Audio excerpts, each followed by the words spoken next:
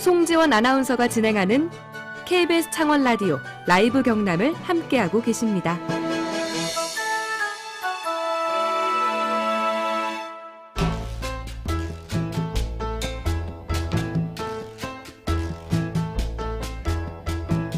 지역에서 발견하는 세상 이야기를 함께 나눕니다. 김태훈의 썰. 지역 스토리텔링 연구소 김태훈 소장과 함께합니다. 소장님 안녕하세요. 네, 안녕하세요. 예, 오랜만입니다. 오늘의 퀴즈부터 먼저 소개해 주실까요? 네, 시크하고 도도해서 주인을 직접 선택한다고 알려진 반려동물은 무엇일까요? 우리 지역 통영의 한 섬에 이 동물의 보호센터가 생긴다고 하는데요. 1번 피카츄, 2번 고양이, 3번 호랑이, 4번 살쾡이. 피카츄 너무 재밌지 않나요? 전 세계의 명소가 될 것 같습니다. 예. 피카츄 보면. 네. 도도함의 상징이라고 하죠. 피카츄, 고양이, 호랑이, 살쾡이 넷 중에 하나 골라서 샵 2891로 문자 보내주세요. 자, 소장님 오늘 풀어주실 썰 퀴즈로 좀 이야기를 해주신 것 같은데요. 네네. 이번 주 초에 통영의 한 섬마을 폐교에 고양이 보호 분양센터가 만들어진다는 소식이 있었습니다. 곧 착공을 했다고 그래요. 네.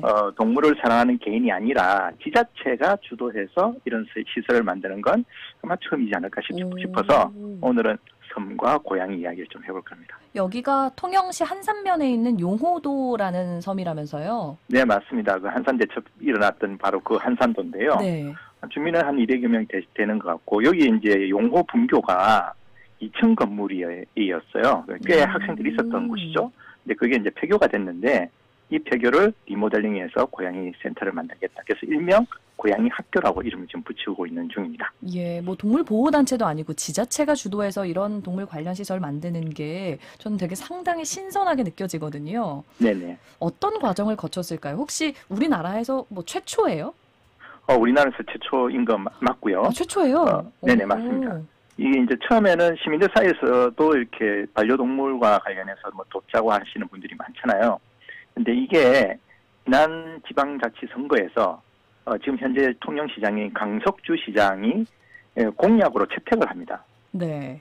예, 그러면서 이제 반려동물과 관련된 여러 가지 이제 정책들이 펼쳐지게 되는데 작년 4월에는 통영시 광도면 중림리에 반려동물 놀이터가 이제 개장을 했고요. 이번 고양이 센터는 이제 또 거기에 대한 후속 프로젝트가 될 것 같아요. 반려동물 놀이터는 이제 주로 강아지 위주, 그쵸. 이번엔 고양이 센터 이렇게 되는데 이게 이제 진행 과정을 보니까 경남의 그 주민 참여형 예산 사업이라고 하는 그 꼭지가 있지 않습니까? 예. 네, 거기에 통영 시민들이 응모를 해가지고 공공형 고양이 전문 보호 입양 시설이라는 제목으로 이거 제안을 했는데 그게 선정이 됐어요. 그게 네. 2020년도고 또 바로 그 해에 용호동 주민들의 동의를 획득을 합니다. 이 동의를 이제 주민들이 동의를 해줘야 되지 않습니까? 그렇죠. 그래서 이제 통영시가 통교육청 소유가 이제 통영교육청 소유니까 그 폐교를 유상임대하기로 계약을 체결을 하고요. 그리고 이제 이번 달 바로 지난주였죠. 지난주에 사단법인 통영용호도 고양이 학교가 설립이 됩니다. 고양이 학교가 설립이 됐어요. 네네, 사단법인 형태의 이름이 이제 그렇게 된 거고요. 그래서 이제 올해 7월에 임시 개교를 하고 9월 달에 정식 개교한다는 목표를 세우고 있습니다. 근데 여기 폐교가 2층짜리면 그래도 꽤 큰 거잖아요. 상당히 크죠. 그죠. 여기에 그러면 어떤 시설들이 들어오는 거예요? 저 기사를 보니까 입소 전에 대기실, 그다음에 치료실, 그다음에 이제 좀 나이 많은 노령묘 발음이 잘 안 돼. 노령묘 전용 공간, 그다음에 사료 보관실, 그다음 고양이 이동 시설, 그다음 사람과 고양이가 공존하는 캣북 카페 이런 것들이 이제 들어오게 돼 있는데 또 흥미로운 게 하나가 더 있어요. 그게 뭐냐면 BTS의 정국이 있지 않습니까? 네, 그 아주 정국이 인기죠. 또 고양이 얘기를 좀 몇 번 한 적이 있어요. 그래서 정국의 팬클럽이 전국에 이제 전국 숲을 만들고 있습니다. 여러 가지 이제 환경이나 여러 가지를 고려해서. 근데 전국 숲 5호가 여기에 조성이 되기로 했습니다. 와, 전국 숲 5호. 네, 4호까지 지금 만들어져 있거든요. 네네. 전국 숲 5호가 이 고양이 학교 바로 옆에 조성이 되기로 되어 있고요. 요즘 팬들이 이런 것들을 진짜 많이 하더라고요. 예, 사회공헌 활동이죠. 예. 그래서 7월에 이건 오픈할 계획이고요.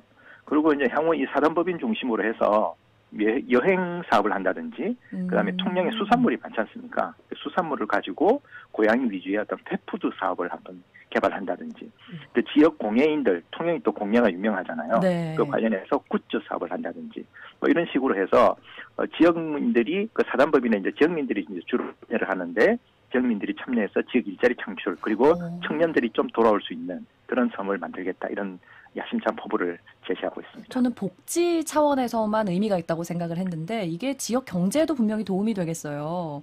굉장히 의미가 있죠. 그렇죠. 0415님이 국내 최초로 고양이 보호센터라 통영 지자체 정말 대단하네요. 한산도 낚시만 하러 가봤는데 이렇게 얘기하세요.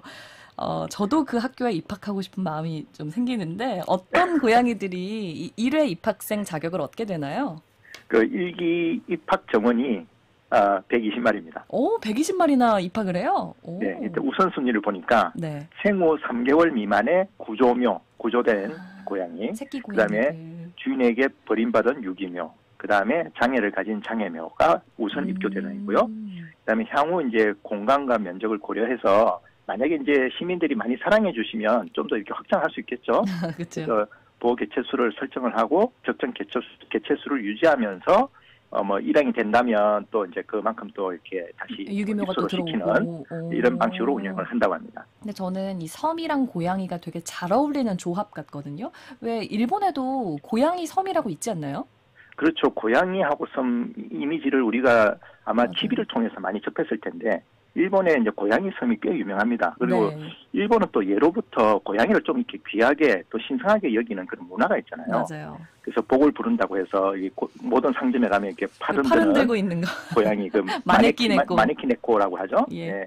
그래서 이제 그 대표적인 곳이 최근에 이제 유명해진 곳이 센다이에 있는 다시로지마 섬이라고 있습니다. 네.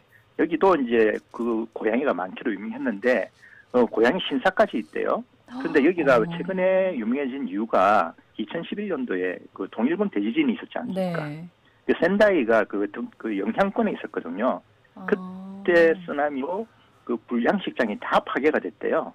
그럼 생업으로 살아가는 분들은 타격이 컸겠네요. 그렇죠. 그래서 이 섬 주민들이 굉장히 큰 100명이 있던 섬 주민이 60명으로 줄 정도로 굉장히 타격이 있었는데 그때 이제 동네 젊은이들이 양이 프로젝트를 이제 가동을 합니다. 그래서 고양이 한 마리당 구자를 열어서 전국의 후원 주주를 모집하는 거죠.